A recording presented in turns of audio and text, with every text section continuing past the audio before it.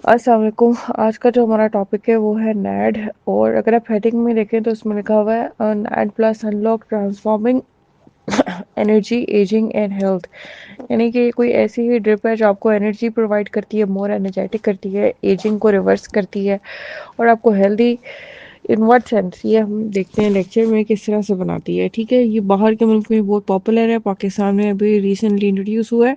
अब हम इसको स्टार्ट करते हैं। Next slide. Introduction to NAD. NAD is a coenzyme found in all living things. ठीक है, यानी कि हर हम अपने इंसानों की बात करते हैं, हम सब के अंदर ये जैसे एंजाइम्स होते हैं वैसे ही कोएंजाइम्स भी होते हैं। तो ये एक ऐसा कोएंजाइम है जो हर हर इंसान में है।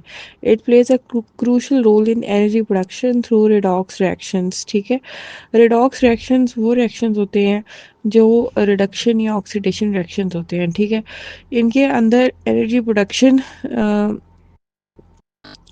इनके थ्रू जो एनर्जी प्रोडक्शन हो रही है उसमें ये बहुत ही ज़्यादा इंपॉर्टेंट रोल प्ले करता है। और यानी कि ये कोएंजाइम जितना ज़्यादा अवेलेबल होगा बॉडी में उतने ज़्यादा ये रिडॉक्स रिएक्शंस परफॉर्म होंगे और उतनी ज़्यादा एनर्जी जो है हम हमारे पास अवेलेबल होगी टू कंज्यूम।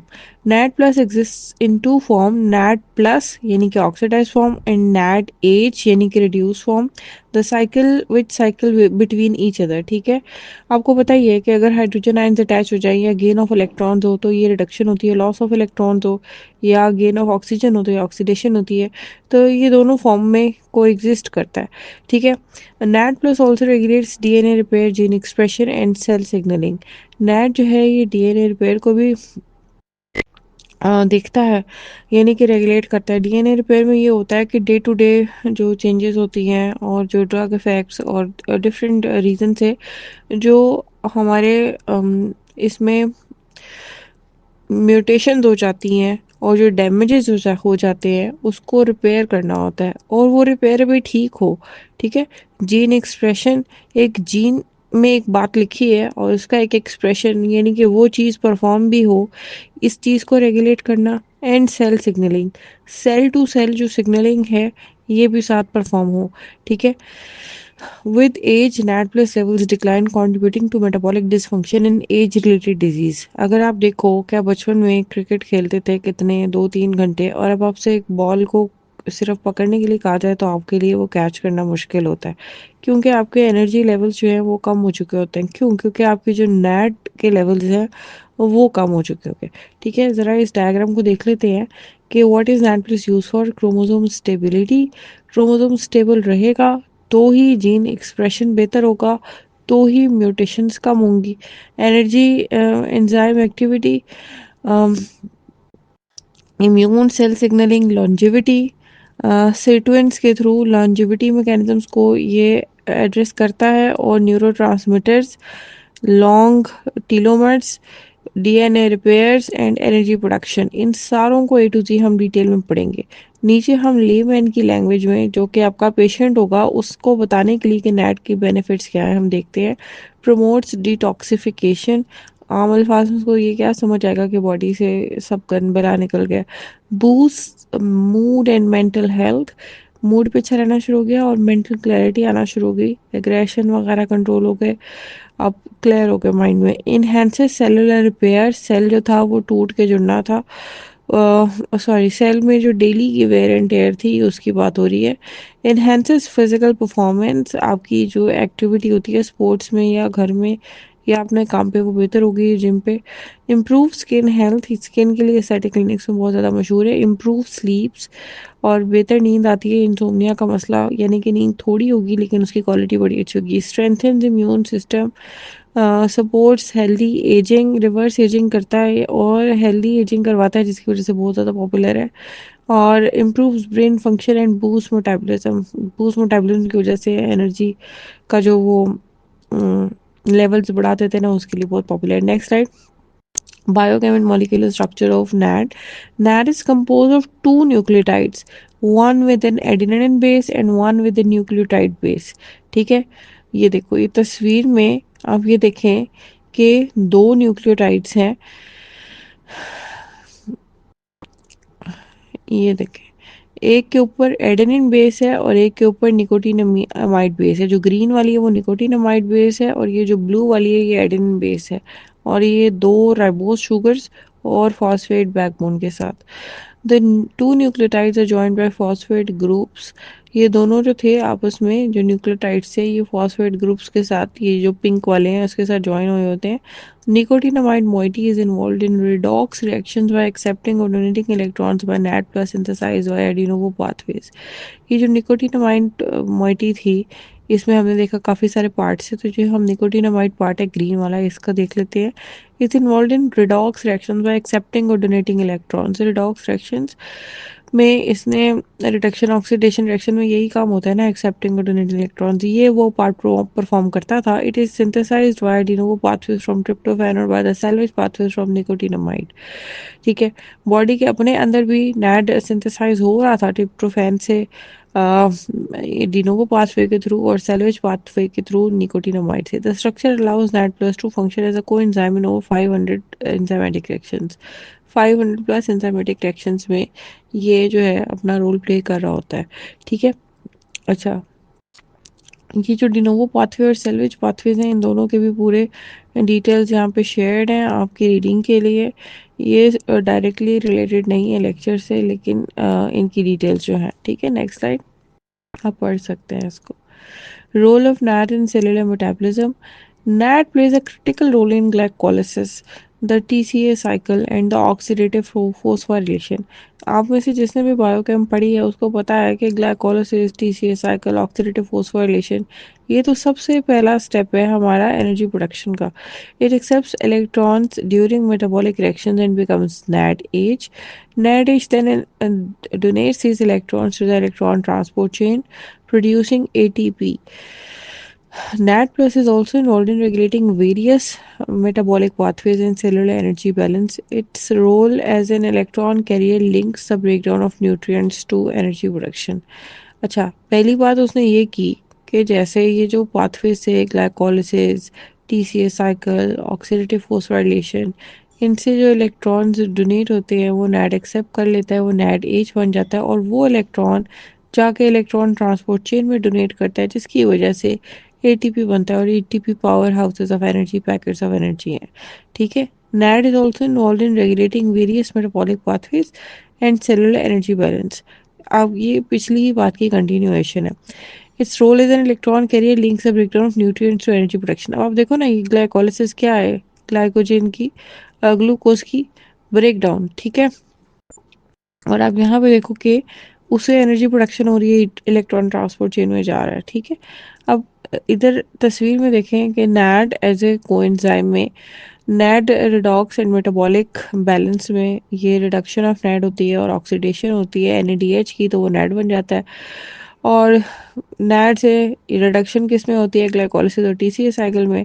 और नैड एच से ऑक्सीडाइज होकर नैड प्लस किस में बन जाता है, माइटोकॉन्ड्रियल कॉम्प्लेक्स 1 यानी कि इलेक्ट्रॉन ट्रांसपोर्ट चेन में। ठीक है, और वहाँ से फिर एनर्जी प्रोडक्शन होगी, माइटोकॉन्ड्रियल डिसफंक्शन, न्यूरो डिजेनरेशन और एजिंग एबनॉर्मेलिटीज़ हैं। अगर फर्ज करो नेट की क्वांटिटीज़ कम है और ये इलेक्ट्रॉन जो है ये नहीं आ रहे इलेक्ट्रॉन ट्रांसपोर्ट चेन में, तो ये ईटीसी जो होती है ना, इनर माइटोकॉन्ड्रियल मैट्रिक्स में होती है ना, ईटीसी ऑफ माइटोकॉन्ड्रिया, तो माइटोकॉन्ड्रियल डिसफंक्शन होगा, न्यूरो डिजेनरेशन होगा और एजिंग होगी।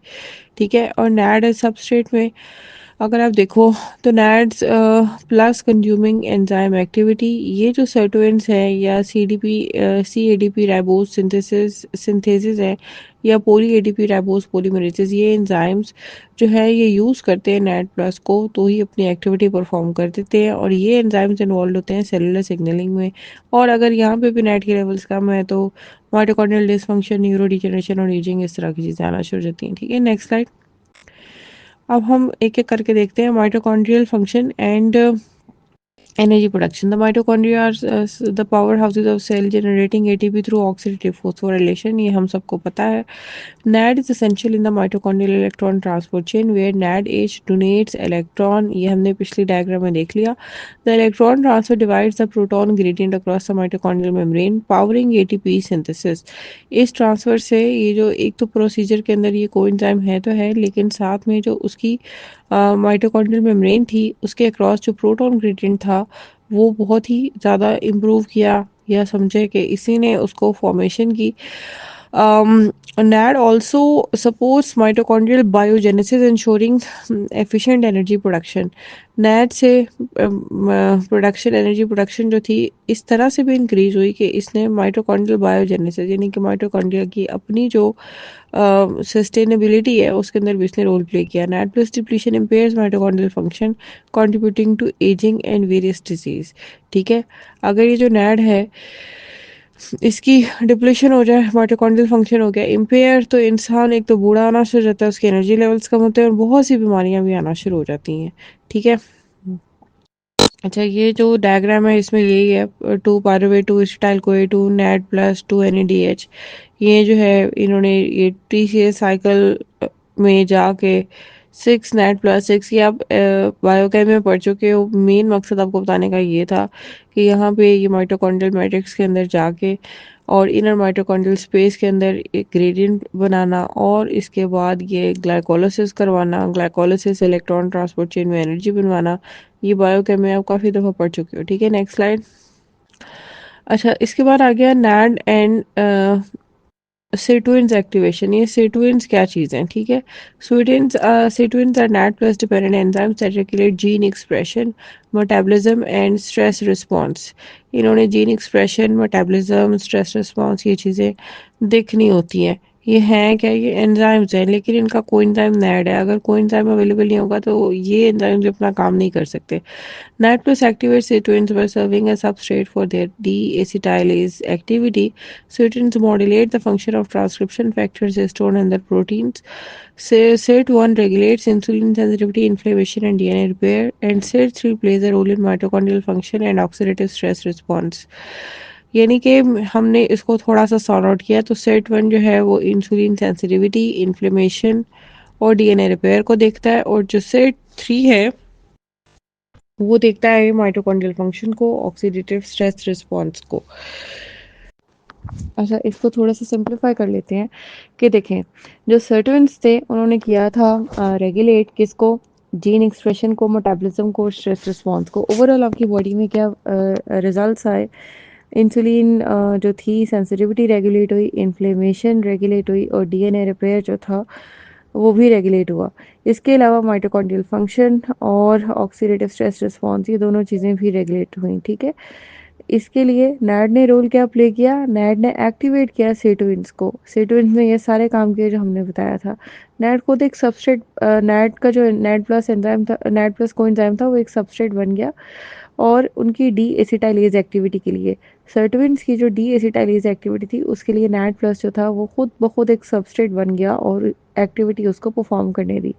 इस तरह से सर्टविन्स ने ट्रांसक्रिप्शन फैक्टर्स, हिस्टोन्स और दूसरी प्रोटीन्स को जो था उनके फंक्शन को उन्होंने क्या किया, मॉड्यूलेट किया। ये देखिए सबसे पहले ये नीचे आप आ जाएं, जैसे कि हाइपोथैलेमस में कंट्रोल सेंटर ऑफ एजिंग, इसमें देखें ये SIRT1 है, नैड प्लस जो था वो सबस्ट्रेट के तौर पे एक्ट हुआ, तो SIRT1 ने जो है PRDM13 बनाया।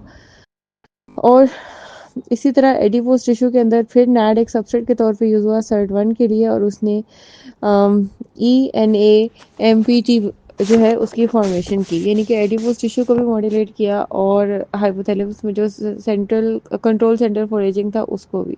ठीक है, माइटोकॉन्ड्रिया के अंदर भी SIRT3 ये जो रोल प्ले कर रहा है, इसमें सबसे पहले आप देखें न्यूक्लियस के अंदर पहले नैड था, नैड ने ये TFAM और SIRT1 और PGC1 alpha and FOXO1 activities को मॉड्यूलेट किया, जो कि माइटोकॉन्ड्रिया पे इफेक्ट की, और माइटोकॉन्ड्रिया में SIRT3 ने फिर जाके क्या क्या किया, अपने जो उसके फंक्शन से वो परफॉर्म किए, जैसे माइटोकॉन्ड्रियल जीन एक्सप्रेशन डिक्रीज करना, UPR-MT को डिक्रीज करना, माइटोफेजी को कम करना और ऑक्सीडेटिव मेटाबॉलिज्म को कम करना, एंटीऑक्सीडेंट डिफेंस को कम करना। ठीक है, ये जो SIRT3 के लेवल्स लो होने से ये चीज़ें कम हुई, और SIRT3 के लेवल्स जब बढ़ेंगे तो फिर ये चीज़ भी ज़्यादा से ज़्यादा बढ़ेगी, यानी कि बॉडी के जो प्लस माइनस कंट्रोल रिस्पॉन्सेज हैं उन दोनों को इसने देखा। इसी तरह ऊपर सबसे देखें तो एंटी एजिंग के लिए कैलोरी रिस्ट्रिक्शन की, रिएक्टिव ऑक्सीजन स्पीशीज़ बनी, उससे एजिंग होना शुरू हो गई। बेशक कैलोरी रिस्ट्रिक्शन ना भी करें और भी बहुत से तरीक़ों से बनती हैं। और इसकी वजह से सर्टुइन्स जो थे उसके ऊपर एक नेगेटिव इफेक्ट आया। सर्टुइन्स के लिए नैड ने खुद अपने आप को एज अ सबस्ट्रेट जो था वो प्रेजेंट किया। और उसके बाद जो सर्ट वन और सर्ट थ्री थे, सर्ट वन साइटोप्लाज्मिक और न्यूक्लियर होते हैं, और सर्टुइन्स जो थ्री होते हैं वो होते हैं माइटोकॉन्ड्रिया में। उन्होंने आगे अपने ये 6 प्रोडक्ट्स बना ली, PGC one alpha, NF, kappa B, और इसके अलावा FOXO three, HIF one alpha, सॉ टू और आईडीएच टू। इस इतनी डिटेल में पढ़ने के बजाय आप ये चीज़ समझ लें कि अल्टीमेटली इंसुलिन सेंसिटिविटी इंप्रूव हुई, इन्फ्लेमेशन इंप्रूव हुई और डीएनए रिपेयर इंप्रूव हुआ। और साथ साथ माइटोकॉन्ड्रिया के अंदर आपको पता है सारी एनर्जी तो वहीं से हमारी आ रही है। तो माइटोकॉन्ड्रियल फंक्शन और oxidative stress response, oxidative stress से हम सब ही एक्सपोज हैं हर वक्त। इस सारे को इसने मैनेज किया। नेट डेफिशिएंसी होगी तो बॉडी में इन्फ्लेमेशन बढ़ेगी, इंसुलिन रेजिस्टेंस हो जाएगी, डीएनए रिपेयर जो था वो नहीं हो पाएगा, डीएनए डैमेजेस होंगे, म्यूटेशंस होंगी, माइटोकॉन्ड्रियल फंक्शन इम्पेयर होगा, ऑक्सीडेटिव स्ट्रेस के साथ हम अच्छा रिस्पॉन्स नहीं दे सकेंगे। ठीक है, नेक्स्ट स्लाइड। अच्छा, नेट प्लस का डीएनए रिपेयर और एपिजेनेटिक्स में क्या रोल है, ये डायग्राम आप देख सकते हैं। पहले हम थ्योरी पढ़ते हैं। NAD plus is involved in DNA repair particularly through PARPs which are poly-ADP ribose polymerases.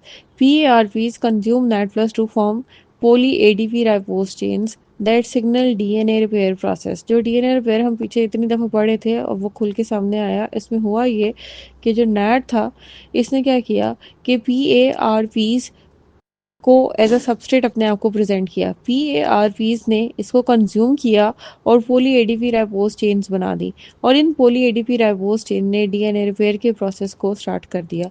NAD+ also regulates epigenetic changes through its effect on sirtuins and histone modifications. Sirtuins which require NAD+ as a cofactor regulate chromatin remodeling and gene expression.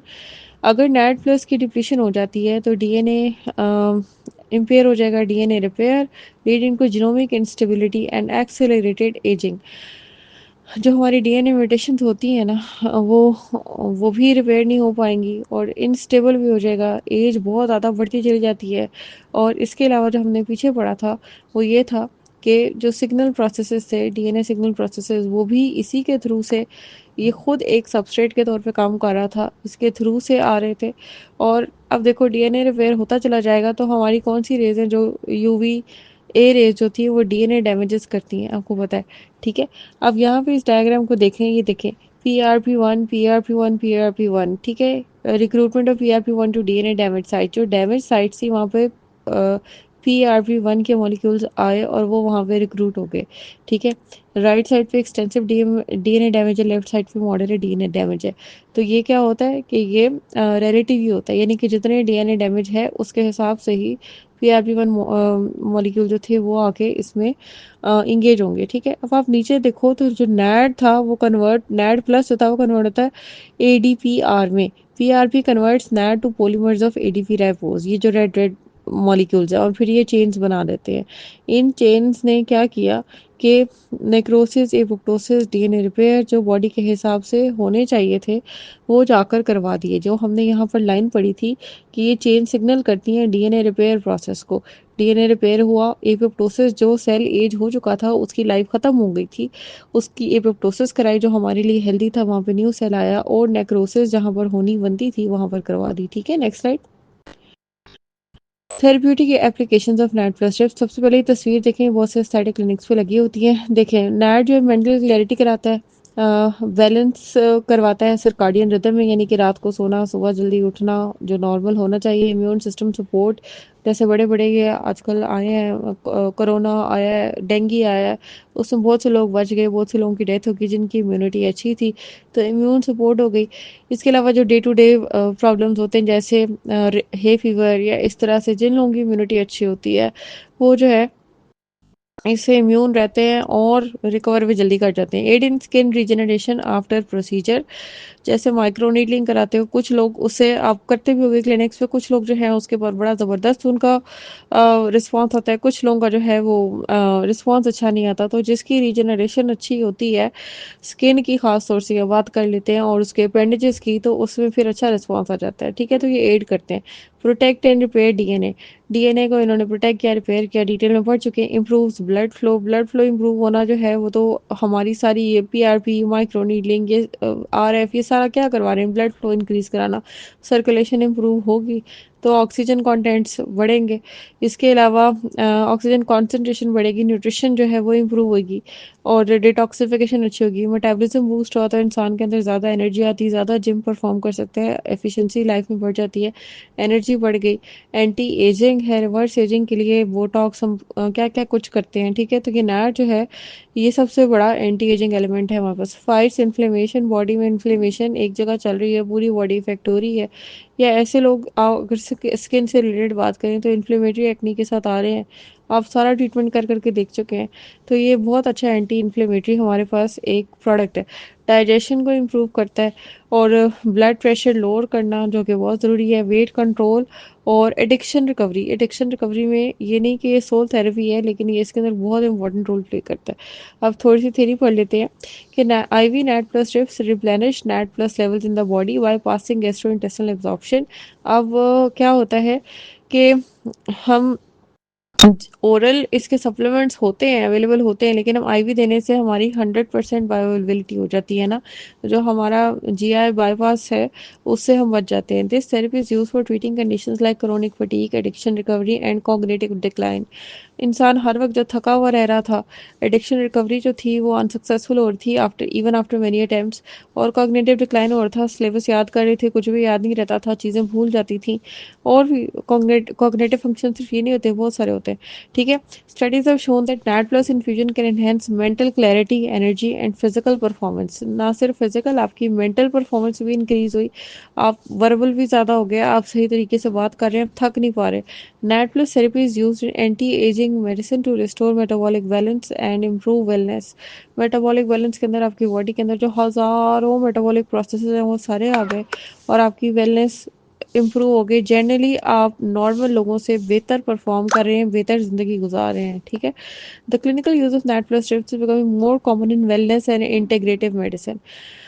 Integrative medicine और wellness के अंदर NAT plus, क्योंकि पाकिस्तान में इतनी common नहीं, गिरियाट्रिक medicine होगी, लेकिन बाहर ये बहुत कॉमन है। लोग प्रिवेंटिव मेजर्स पर ज़्यादा यकीन करते हैं और जो सस्ता भी पड़ता है और बेहतर भी है। आपको कैंसर हो गया, उसकी कीमोथेरेपी करवाओ, ये करवाओ, वो करवाओ, फिर भी ठीक नहीं होते, इससे बेहतर है कि आप प्रिवेंशन कर लें, ठीक है। NAD plus, next slide. NAD plus in neuro degenerative and psychiatric disorders. Psychiatric disorders के लिए आपको पता ही है, किसी भी दुनिया के साइकेट्रिस्ट से पूछ लो तो वो कहता है कि मैं थेरेपी कर करके थक चुका हूँ, लेकिन कभी कुछ ठीक नहीं हुआ, थेरेपी करवा करवा के मतलब।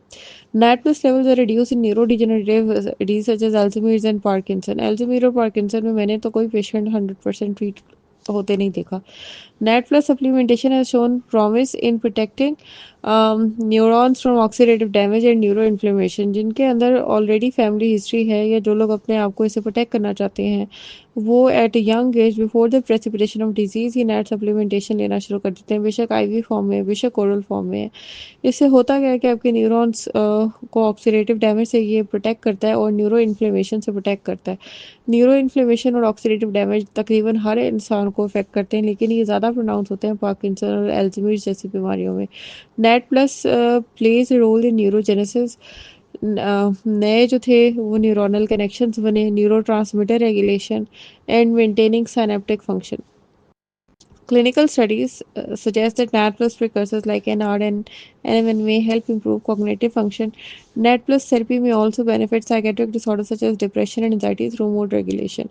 अब ये तो बिल्कुल ही कॉमन है ना, डिप्रेशन एंड एंजाइटी, इसके लिए तो लोग इतनी थेरेपीज, इतनी मेडिकेशन करते हैं, तो इसमें अगर आप NAD प्लस को सप्लीमेंट थेरेपी के तौर पे यूज़ करें तो ये एड करेगा इन डिसऑर्डर्स के ट्रीटमेंट के अंदर, लेकिन ये सोल थेरेपी नहीं है। अब ये आप डायग्राम देखें तो ऑल्टर्ड जो नेट मेटाबॉलिज्म होता है उससे होता है इम्पेयर्ड काइनी काइन्यूरिनिन पाथवे, ठीक है। और अगर आप दूसरे साइड पे देखें तो रिड्यूस्ड अगर नेट लेवल्स होते हैं तो एक्सोनल डिग्रेडेशन शुरू होगी। एक्सॉन्स नहीं तो सिग्नल्स को away from the cell body लेके जाना था आगे न्यूरोमस्कुलर जंक्शन पे या जो भी आपका साइनेप्स है, और इन दोनों की वजह से अल्टीमेटली न्यूरो डिजेनरेशन हो गई, ठीक है। अच्छा, तो ये देखें कि अगर हमारे नेट लेवल्स जो थे वो ऑप्टिमम होंगे और मेटाबॉलिज्म जो था वो भी उसका ऑप्टिमम होगा, तो ना एक्सोनल डिजेनरेशन होगी, ना ये दूसरा पाथवे जो था वो इम्पेयर होगा और हमारी न्यूरो डिजेनरेशन नहीं होगी। ख़ास तौर से आप देखें senile atrophy of the brain, उसके लिए ये बहुत ही ज़्यादा अच्छी थेरेपी है। इसके अलावा आप डायग्राम में राइट साइड पे देखें तो एक्सोनल इंजरी से SARM1, यानी कि जो ऐसे पेशेंट्स जिसमें किसी वजह से भी एक्सोनल इंजरी हो गई है, तो उसमें भी ये रिपेयर में बहुत अच्छा रोल प्ले करता है। ठीक है, नेक्स्ट स्लाइड। पार्किंसन डिजीज में ज़रा इसको देख लेते हैं। तो 15 पेशेंट्स में हमने प्लेसिबो दिया और 15 पेशेंट्स में हमने नैड प्लस थेरेपी दी। तो क्या हुआ कि इसमें ब्रेन के नैड लेवल्स बढ़े, altered cerebral metabolism, NAD metabolome increase हुआ और transcription of mitochondrial genes increase हो गई, transcription of proteases genes increase हो गई और इन्फ्लेमेटरी साइटोकाइंस कम हो गए। ये पार्किंसंस के पेशेंट्स में हमने ट्रायल किया। 15 लोगों को हमने नैड सप्लीमेंटेशन दी और 15 लोगों को हमने प्लेसिबो, यानी कि हमने कोई भी ड्रग नहीं दी, उसको बस ये बताया कि हम आपको ये दे रहे हैं, दवाई दे रहे हैं। ठीक है, तो इसमें इतने अच्छे रिजल्ट्स आए जिसकी वजह से बाहर के मुल्क में पार्किंसन और अल्जाइमर जैसी बीमारियों से प्रोटेक्शन के लिए लोग इसको नॉर्मल अडल्ट जिसमें कोई डायग्नोसिस भी नहीं है अभी, वो भी इसको एज अ सप्लीमेंट यूज़ करते हैं। अगर आप तस्वीर देखें तो इसमें उसने ब्रेन, उसके ऊपर एक्टिविटी बनाया हुआ है और मसल और ब्लड और CSF, इन सब के अंदर इसका बहुत अच्छा हमें इम्पैक्ट मिला। Next slide. NAD plus and chronic fatigue, long Covid के बाद से तकरीबन हर एक इंसान को या कोई भी मसला नहीं है, डायग्नोसिस करवा करवा के, विटामिन डी लेवल्स करवा करवा के थके हैं, समझ नहीं आ रहा कि हर वक्त थके हुए क्यों रहते। ठीक है, तो chronic fatigue syndrome and long COVID are associated with impaired mitochondrial function and NAD plus depletion. जो इंसान हर वक्त थका रहता है उसकी वजह ये होती है कि वो नैड प्लस से डिप्लीटेड था, उसका माइटोकॉन्ड्रियल फंक्शन जो था वो इम्पेयर्ड था और या वो लॉन्ग कोविड से गुजरा है। NAD plus supplementation can help restore mitochondrial energy production, alleviating fatigue and cognitive function. ठीक है, माइटोकॉन्ड्रियल एनर्जी प्रोडक्शन इसने सही करवा दी, फटीग को इसने ठीक कर दिया, कॉग्निटिव डिसफंक्शन को इसने इम्प्रूव कर दिया। NAD plus improves ATP synthesis, reduces oxidative stress and supports immune function. Clinical evidence suggest that IV NAD therapy helps improve energy levels and recovery from long COVID. Ongoing research is exploring the efficacy of NAD plus in treating post-viral fatigue syndrome. Post viral fatigue syndrome क्या है कि ये जो viral infection हैं जैसे कि Covid है या जो डेंगू था, इसके बाद जो इंसान थका ही रहता है, लोग कहते हैं डेंगू के बाद से हम ठीक नहीं हो सके, कोविड के बाद से हमारी हालत ठीक नहीं हो सकी, तो ये उसकी जो है एज ए ट्रीटमेंट भी यूज़ हो रहा है। ठीक है, अब देखें ये डायग्राम देखें तो सर्टविन्स के लेवल्स, PARPs के, एनर्जी मेटाबॉलिज्म हमने पढ़ लिया, CD38 हमने नहीं पढ़ा, इसमें इम्यून रिस्पॉन्स और कैल्शियम आयन सिग्नलिंग हमने सिर्फ ये पढ़ा था कि इम्यूनिटी को इम्प्रूव करता है, और SARM में एक्सोनल डिजेनरेशन, इम्यून सिग्नलिंग, ये भी हमने पढ़ लिया। ठीक है, अभी हमने ये समझा कि जो पेशेंट्स क्रोनिक फटीग के होते हैं उनके अंदर तो थके रहते हैं, कोई कॉज समझ नहीं आ रही है, उसके अंदर जो नैड है ये एक बहुत ही अच्छी थेरेपी है और करंटली ये एक बहुत पॉपुलर थेरेपी भी इस वजह से है। Next slide. अच्छा, ये डायग्राम है, ये आप अपने क्लिनिक पर भी कर सकते हैं, डिस्प्ले कर सकते हैं। इसमें लिखा हुआ है कॉग्निटिव डिसफंक्शन होता क्या है, poor learning of new information, लोग कहते हैं अब हमसे पढ़ा नहीं जाता, अब कुछ याद नहीं होता, इम्पेयर्ड वर्किंग मेमोरी, अभी काम किया भूल गया क्या था क्या नहीं था, डिस्ट्रैक्टिबिलिटी, कंसंट्रेशन ही नहीं हो पाती, सामने कोई लेक्चर खोला हुआ है इधर उधर ध्यान जा रहा है, डिक्रीज कंसंट्रेशन, और गट डिसफोबियाज में देखें increase migration of bacterial LPS from the bacterial lipopolysaccharides from the gut to the circulation, alteration of the gut microbiota and increase permeability of the gut, जिसको लीकी गट भी कहते हैं।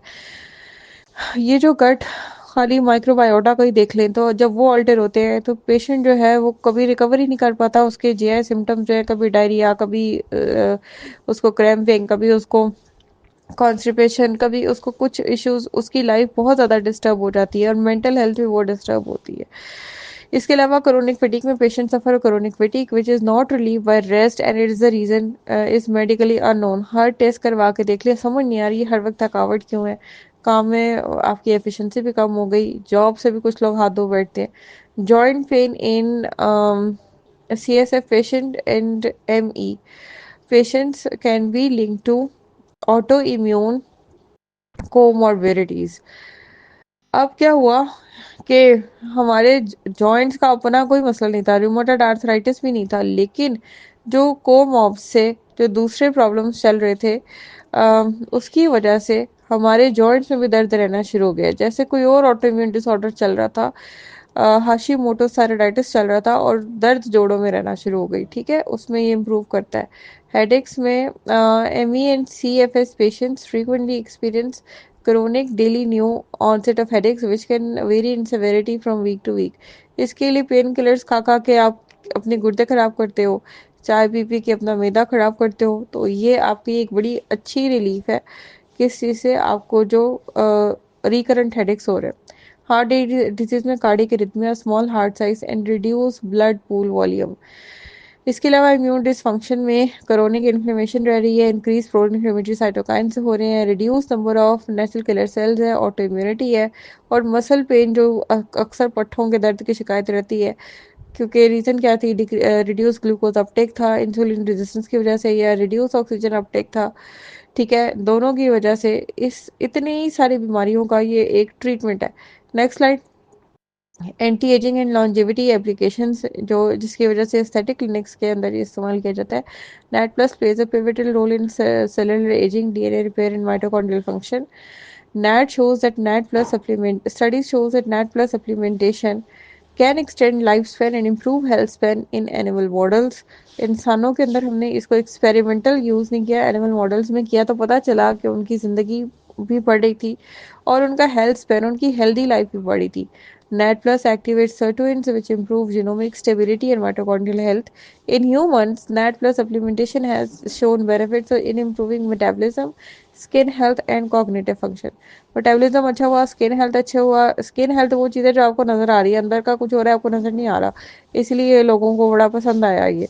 और कॉग्निटिव फंक्शन भी improve हुआ जिसकी वजह से उनकी वर्क एफिशिएंसी इंक्रीज होगी। NAD plus therapy is being explored as an anti aging treatment to show the aging process and reduce age related disease. यहाँ पे देखो कि स्किन बेनिफिट्स हैं, राइट साइड पे बेनिफिट्स ऑफ टैन में reduce fine line and wrinkles, enhance collagen production, improve skin tone, boost skin hydration and protects against environmental stress।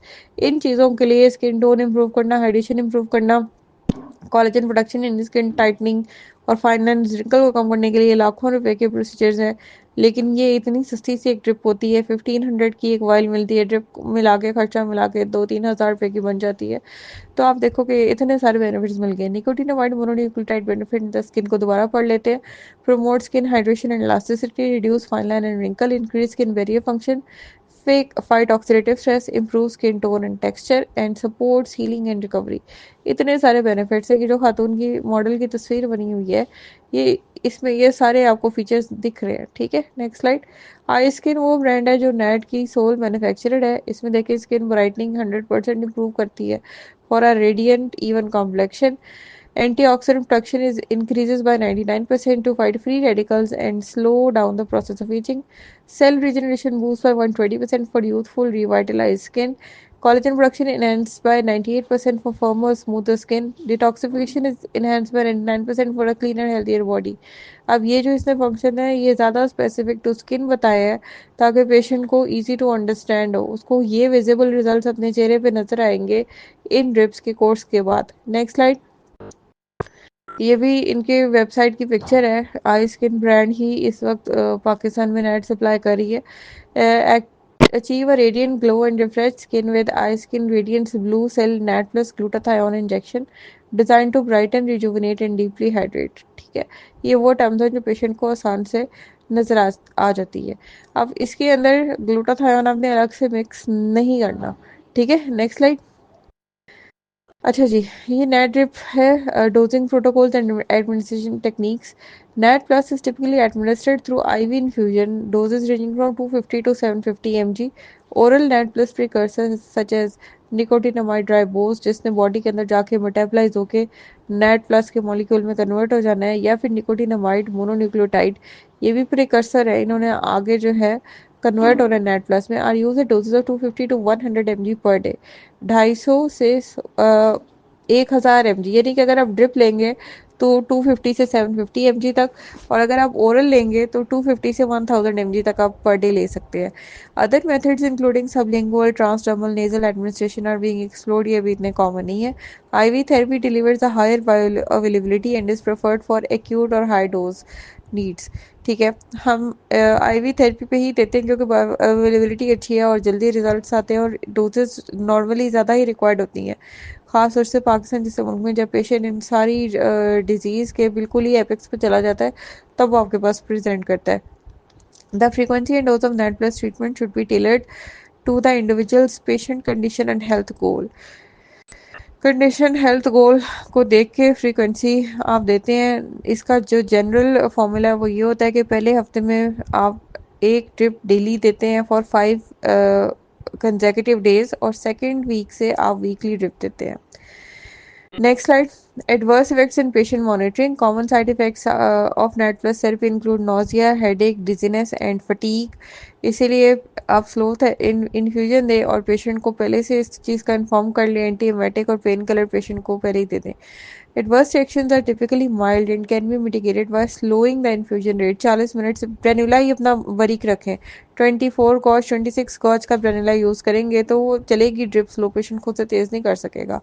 Patients receiving IV NAT plus therapy should be monitored for electrolyte imbalances, especially in the elderly। उसके serum electrolytes therapy start करने से पहले ही करवा लें। Long term NAT plus supplementation is generally considered safe, but ongoing monitoring is recommended। ठीक है, जो net plus supplementation है वो सेफ है, लेकिन आप लॉन्ग टर्म में जब जाते हैं तो आप उसके हर 3 मंथ्स के बाद आप उसके CBC, LFT, RFT करवा लें। Regular assessment of kidney and liver function necessary particular individuals with comorbs. Patient को और भी मसले हैं, शुगर, ब्लड प्रेशर, एडिनल स्टोन्स है, कुछ और है, तो आप ये करवाते रहें। पोटेंशियल साइड इफेक्ट्स की पिक्चर देख लेते हैं। नोजिया, वोमिटिंग, फ्लशिंग, मुंह रेड हो जाता है, फेस या body, dizziness and vision problems. एकदम से उसको डिजीनेस हो जाती है, चक्कर से आ जाते हैं या ब्लड दिखना शुरू हो जाता है। हेडेक्स और क्रैम्प्स, पेट में बहुत ज़्यादा दर्द होगी, सर में दर्द होगी, रेड इची स्किन और रैशेस, और स्किन पे कभी कभी हाइल्स भी बन जाते हैं। ठीक है, और इसके अलावा ग्लूकोज इंटॉलरेंस हो सकती है, और liver toxicity, long term use of oral supplementation. कुछ पेशेंट्स बहुत ही स्मार्ट होते हैं, वो कहते हैं ये डॉक्टर अपने पैसे बनाने के लिए हमें ड्रिप लगा रहे हैं, हम बाजार से खरीद लेते हैं इसकी सप्लीमेंट्स और खाना शुरू कर देते हैं।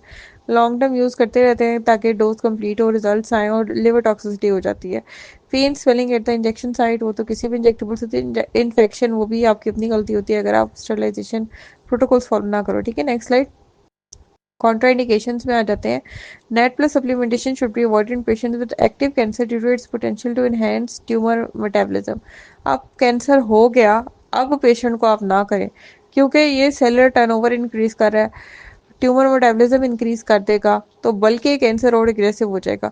ठीक है, caution is recommended in individual with severe renal और हेपेटिक इम्पेयरमेंट। इसीलिए LFTs, RFTs अगर आपको करवाने का पेशेंट अफोर्ड नहीं कर सकता तो आप अपने जनरल फिजिकल एग्जामिनेशन से भी ये चीज़ें जो है फाइंड कर सकते हैं। Pregnant and breast feeding women should consult a health care provider before getting net plus therapy. Contraindicated नहीं है, लेकिन इसमें सेकंड ओपिनियन रिक्वायर्ड है। Patients on certain medications including chemotherapy or immunosuppression should proceed with caution। Chemotherapy चल रही है या immunosuppressants ले रहे हैं। इम्यूनोसप्रेशन में सबसे पहले तो स्टीरॉयड है, रेटुक्सीमैब है, DMARDs वगैरह। ठीक है, उनको ज़रा आप उनके रिमोटोलॉजिस्ट से या उनके ऑन्कोलॉजिस्ट से ओपिनियन लेके स्टार्ट कराएं। Always perform a thorough evaluation to rule out any contraindications before treatment. ये सबसे इंपॉर्टेंट लाइन है कि थॉरो इवैल्यूएशन करना बहुत ज़रूरी है। पहले पेशेंट को अच्छी तरह चेक तो करें। आए और उसको नेट लगा दिया, बाद में कहा आपने हमें ये नहीं पढ़ाया था कि पेशेंट में रीनल स्टोन्स होंगे तो आपने नहीं करना, या पेशेंट जो थी ये थी, ये सारी चीज़ें आपको मेडिसिन में आपको पता ही है, आप सीखते हो। अच्छा, ये डायग्राम भी देख लेते हैं कॉन्ट्राइंडिकेशन साइड इफेक्ट की। The effects of NAD plus are very mild, they are as follows: upper abdominal pain, indigestion, nausea, vomiting, diarrhoea, nasal congestion, muscle cramping during therapy, nervousness, headache, brain fog, कुछ भी याद नहीं रह रहा, भूल रहा है, समझ ऐसे जैसे दिमाग पे धुंध छा गई है। कॉन्ट्राइंडिकेशन में प्रेग्नेंट, ब्रेस्ट फीडिंग, सीजर्स, किसी को हिस्ट्री ऑफ एपिलेप्सी हो, ठीक है, या सीजर्स, फेब्राइल सीजर्स भी हो, एक्टिव कैंसर चल रहा है, cancer with the past 5 years, 5 साल कैंसर खत्म हुए हो गए हैं, तो फिर आप शुरू कर सकते हैं। उससे कम पे नहीं। एलर्जिक नेट से कोई एलर्जीज हो, और वो तो किसी भी ड्रग से हो। Use with caution with history of anxiety और पैनिक अटैक्स। एनजाइटी हो रही हो या पैनिक अटैक्स हो रहे हो तो उसके अंदर आपने उसके जो साइकेट्रिस्ट है उससे ओपिनियन लेके फिर आपने करना है, ठीक है। Next slide. Comparison of NAD plus versus NADH और उसके साथ प्रिकर्सर्स जो ओरल थे एनआर और एनएमएन। देखते हैं ये दो चीज़ें, नेट प्लस और एनएडीएच आपको साफ देखने में नजर आ रहा है, वो ऑक्सीडाइज फॉर्म है, एनएडीएच रिड्यूस फॉर्म है, और जो प्रिकर्सर्स हैं ये हम ओरल फॉर्म में देते हैं, ये भी मेटाबोलाइज होके बन जाते हैं, नेट प्लस के मॉलिक्यूल्स में कन्वर्ट हो जाते हैं। NAD plus is the oxidise form while NADH is a reduced form that carries electrons during the cell respiration. NAT plus is essential for ATP production while NADH is directly participates in the electron transport chain. ATP को बनाने के अंदर NAT plus का role है और ETC के अंदर NADH का रोल है। प्रिकर्सर्स ये जो ओरल मिलते हैं ना, आपको अली एक्सप्रेस से मिल जाती हैं, ये निकोटिनामाइड राइबोज है, निकोटिनामाइड मोनोन्यूक्लियोटाइड है, they are converted into NAD plus in the body. ये बॉडी में जाके नेट प्लस में कन्वर्ट हो जाते हैं, ठीक है। NR and NMN are considered more bioavailable consider to direct NAD plus supplementation. Oral अगर आप ले रहे हैं तो उसमें नेट प्लस की बजाय एनआर और एनएमएन का सप्लीमेंटेशन ज़्यादा बेहतर है, बायोअवेलेबिलिटी उसकी ज़्यादा है। The use of NAD plus precursors is a promising method to elevate NAD plus levels without the need for IV therapy. जो प्रिकर्सर्स हैं, वो अच्छा मेथड है। प्रिकर्सर दो थे, एनआर और एनएमएन। इसमें आपको आईवी नहीं लेना पड़ता, ठीक है, लेकिन इसमें मॉनिटरिंग फिर रिक्वायर्ड है। इसमें ओरल होते हैं प्रिकर्सर्स, लेकिन मॉनिटरिंग। अब ये डायग्राम देख लेते हैं। NAD plus essential for energy and repair, ये इसने समरी बनाई है। एनर्जी और रिपेयर, जो हमने थ्योरी में पढ़ा था कि नेट प्लस एटीपी प्रोडक्शन के लिए तो एनर्जी और repair. NADH is the reduce form adding energy production, यानी कि इलेक्ट्रॉन ट्रांसपोर्ट चेन के अंदर एनर्जी प्रोडक्शन पैकेट्स, ये जो है एनर्जी के ना एटीपी का मॉलिक्यूल, इसकी प्रोडक्शन में इंपॉर्टेंट है। NR and NMN precursors to the NAD plus that help increase NAD plus levels for various health benefits, ठीक है। Next slide. अच्छा, नेक्स्ट स्लाइड। हम आ गए एक कंपैरिजन टेबल के ऊपर जो ये इन सारी फॉर्म्स का है। एनआर एनएमएन ओरल होते हैं, और नेट प्लस और एनएडीएच जो थे ये आपकी बॉडी के अंदर इसकी दो फॉर्म्स है। आप देखो जो NAD प्लस को देखते हैं तो इसकी जो फॉर्म है ये कोएंजाइम है, ऑक्सीडाइज्ड है। NADH रिड्यूस फॉर्म है। NR जो है वो नेट प्लस का प्रिकर्सर है, और NM निकोटिनामाइड राइबोज मोनोन्यूक्लियोटाइड जो है ये नेट प्लस का भी एक प्रिकर्सर है, ठीक है। इन्होंने ओरल लेते हैं तो अंदर बॉडी में जाके नेट प्लस लेवल्स ही इंक्रीज करने हैं। फंक्शन जो था एनर्जी प्रोडक्शन थी, यानी कि एटीपी के मॉलिक्यूल्स। नेट एज का energy production cellular respiration, cellular respiration mitochondria के लेवल पे होती है, और एनर्जी प्रोडक्शन क्योंकि एटीपी की जनरेशन के अंदर इसने रोल प्ले किया।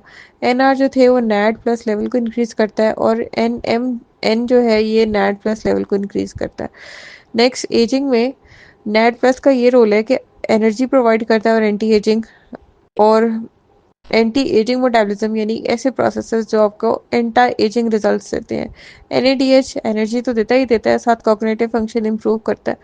और एनआर जो है वो एनर्जी और कॉग्निटिव फंक्शन, यानी कि उसने अंदर जाके कन्वर्ट तो नेट प्लस में होना है। नेट प्लस और एनएडीएच इंटरचेंजेबल फॉर्म्स है, और जो एनएम है ये बूस्ट करता है नेट प्लस को फॉर लॉन्जेविटी। अच्छा, नेक्स्ट है हेल्थ बेनिफिट्स। नेट प्लस के एनर्जी, एंटी एजिंग, एनएडीएच के सेलुलर रिपेयर एंटी एजिंग है, और एनआर के एंटी एजिंग मेटाबॉलिज्म, और एनएम के anti ageing metabolism energy. Next देखिए कि बायोअवेलेबिलिटी जो है नेट की ओरल एब्जॉर्प्शन पुअर है, इसीलिए इसकी ड्रिप्स पॉपुलर है। एनएडीएच की ओरल एब्जॉर्प्शन बेहतर है, और एनआर और एनएम की तो वेरी हाई है, इसीलिए जो ओरल है वो हम देते ही एनआर और एनएम की फॉर्म में है, और नेट प्लस हम देते हैं किस फॉर्म में, आईवी फॉर्म में। Next slide. बायो अवेलेबिलिटी पे आ जाते हैं, IV versus oral and other routes. NAD plus administration bypasses gastrointestinal absorption ensuring a higher bio availability, ठीक है। ड्रिप से आप जो आपका हेपेटिक बाईपास था वो तो ख़त्म हो गया ना, स्टमक के एंजाइम से वेस्ट हुआ ना, फिर आगे लिवर से। तो बायोअवेलेबिलिटी यानी कि जितनी ड्रग आपने एडमिनिस्टर की उतनी ही आपके सीरम में चली जाती। Oral NAD plus precursors like NR and NMN are absorb in the intestine but have lower bioavailability due to metabolic degeneration। Intestine में एब्जॉर्ब हो तो जाते हैं जैसे एनआर और एनएमएन है, लेकिन आईवी की निस्बत फिर भी उसकी बायोअवेलेबिलिटी लो ही होगी ना, क्योंकि मेटाबॉलिक डिग्रेडेशन हो रही है। Other delivery route such as sublingual and transdermal patches are being investigated for their efficacy in improving NAD plus absorption. ठीक है, तो जो हमारी बाकी चीज़ें हैं सबलिंग, अभी उसके ऊपर रिसर्च चल रही है। IV net plus is preferred for acute needs and higher doses while oral precursor are suitable for daily maintenance। IV जो है वो हमें चाहिए होती है acute needs के लिए, और पेशेंट अक्सर acute need के साथ ही प्रेजेंट करता है। एंड हायर डोजेज हमें मिल जाती हैं इससे, एक दफ़ा हफ्ते में आगे ड्रिप लगवा दी, पूरे हफ्ते में सुकून। while oral precursor suitable for daily maintenance, साथ साथ ओरल भी लें शुरू में तो आपको बहुत अच्छा रिजल्ट मिलता है, या आप आईवीज का कोर्स पूरा करके डेली मेंटेनेंस पे चले जाते हैं। कॉम्बिनेशन थेरेपी में जिसमें आईवी एंड ओरल दोनों मिला के इन्हेंस करते हैं ओरल बायोअवेलेबिलिटी और एफिकेसी। जाहिर सी बात है। अब आप ये देखें ना, ओरल आपने एनएमएन लिया, डायग्राम में देखें, versus IV NAD. IV NAD से आपको 500 मिलीग्राम डेली मिल रहा था, ओरल में सिर्फ 250 मिल रहा था। ठीक है, और ये जो 250 ओरल से मिल रहा था, या जो आईवी आपको 500 मिलीग्राम मिल रहा था, इसका ऑल्टरनेट नेचुरल में अगर आप आओ, कुछ लोग कहते हैं ड्रग्स नहीं अच्छी, नेचुरल चीज अच्छी है, तो उसके लिए 200 आपको खाने पड़ेंगे कैबेजेस डेली, 50 एवोकाडोस एंड 2400 ये ब्रोकली के हेड्स। इतना आप नहीं खा सकते, और इन चीज़ों के साथ फिर कैलोरीज और दूसरी चीज़ें भी आती है। Next slide. रिसर्च पे आ जाते हैं। Numerous clinical studies have demonstrated the role of NAD plus in aging, mitochondrial function, metabolic disease. Clinical trials of NAD plus therapy have shown improvements in cognitive function, fatigue, and overall health. NAD plus supplementation has shown promise in treating neurodegenerative disease such as chronic fatigue, metabolic disorders. Ongoing research is investigating the long-term effects of NAD plus therapy on aging and disease prevention. Epidemiological studies are exploring how NAD plus influences longevity and age-related disease। Before और after पे आ जाते हैं। Before वाली तस्वीर को पहले देखें, कंसंट्रेशन नहीं हो रही, एजेड दिख रहा है इंसान, और क्योटिक माइंड में एक हंगामा चला हुआ है। ये आप उसके फेशियल एक्सप्रेशन, उसकी स्किन कंडीशन, और उसकी आप थोड़ा सा माइंड की भी आपको जो है वो दिख रही है स्टेट। आफ्टर देखें, इसने नेट प्लस गमीज यूज की तो इंक्रीज मोटिवेशन हुई, क्लियर हेड हो गया, fresh and full of Vitality, और ये रियल में होता है। मैंने खुद अपने क्लिनिक पे अपने ऊपर ये ट्राई किया। Next slide. केस स्टडीज में देख लेते हैं। एक पेशेंट था एडिक्शन रिकवरी का, उसको नैट ड्रिप सी गई, तो they have shown to reduce withdrawal symptoms और क्रेविंग्स। विड्रॉल सिम्टम्स भी उसके कम हुए। विड्रॉल सिम्टम्स बहुत लंबी लिस्ट है कि जो आप ड्रग विड्रॉल करते हैं तो आपको सिम्टम्स आते हैं, और साथ में क्रेविंग, बार बार दिल करता है कि लें, वो दोनों चीज़ें कम होगी। पेशेंट विद क्रोनिक फटीग का पेशेंट आ गया, जो कि हम सब है। इसमें क्या हुआ, उसने रिपोर्ट की significant improvement in energy levels, brain fog और स्लीप क्वालिटी। अब वो थोड़ा सोता है लेकिन सुबह फ्रेश होकर उठता है, यानी कि थोड़े सोने से भी उसको फ्रेशनेस होती है सुबह। ये नहीं कि सुबह उठ के वो जो थकावट नहीं होती है, फ्रेश होता है। जैसे पिक्चर्स में दिखाते हैं ना, सुबह उठते हैं ऐसे वो अंगड़ाई लेते हैं, बड़े फ्रेश होते हैं। ब्रेन फॉग उसकी इम्प्रूव हुई, वो जो याद करता था उसको याद रहता था, चीज़ें भूलती नहीं थी, दिमाग एकदम से सुन्न नहीं हो जाता था, और साथ में एनर्जी लेवल्स बढ़ के ज़्यादा काम परफॉर्म कर सकता है। NAD plus therapy has demonstrated benefits in improving mental clarity, mood and physical endurance in older adult.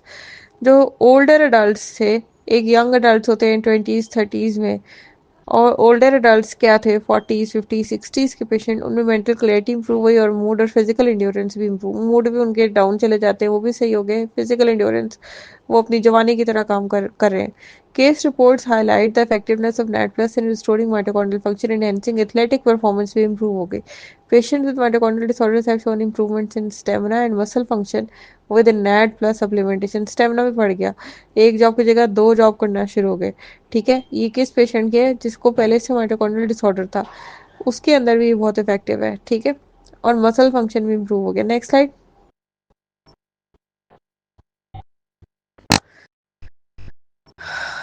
Regulatory and legal considerations पे थोड़ा सा देख लेते हैं. NAD plus therapy is not FDA approve for any specific medical condition. In many countries net plus therapy is available in integrative clinics but remains largely unregulated.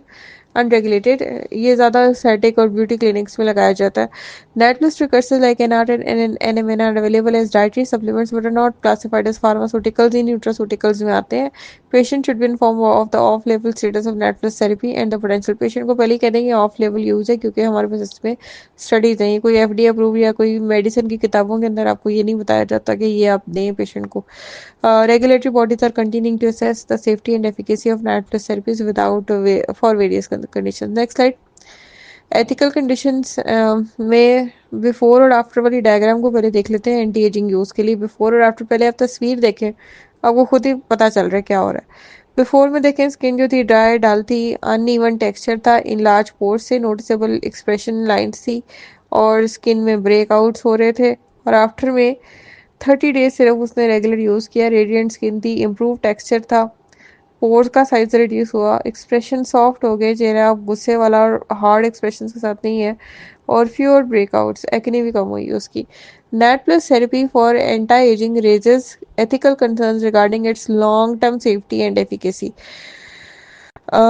यानी कि बहुत लंबे अरसे के लिए आपने इसको, पहली बात तो ये यूज़ नहीं करना, और दूसरी बात ये है कि इसके एंटी एजिंग बेनिफिट्स तो हैं लेकिन लॉन्ग टर्म यूज़ ना करें. उसकी सेफ्टी एफिकेसी के ऊपर हम हमारे एस्टेब्लिश फैक्ट्स कोई नहीं है. This is potential for misuse among healthy individuals seeking to reverse aging or enhance physical performance. Athletes और ये लोग जो अपनी एज रिवर्स करना चाहते हैं, 30 दिन में इतना फर्क पड़ा, वो कहते हैं रोज ही लेना शुरू हो जाएंगे 2-3 साल रेगुलर एंटी एजिंग के लिए, या एथलेटिक परफॉर्मेंस और बेहतर से बेहतर हो और बेहतर से बेहतर हो. नहीं, ठीक है. Ethical issues arise regarding access to treatment, cost and potential exploitation of vulnerable populations. ये नहीं कि जो वल्नरेबल पॉपुलेशन है मॉडल आ गई तो आपने कहा तुम बिल्कुल ठीक हो जाओगी, उसको करते गए करते गए करते गए. ठीक है, ये आपने अपना खुद ख्याल करना है. Regulation and oversight are needed to ensure equitable access to NAD plus therapies. ठीक है.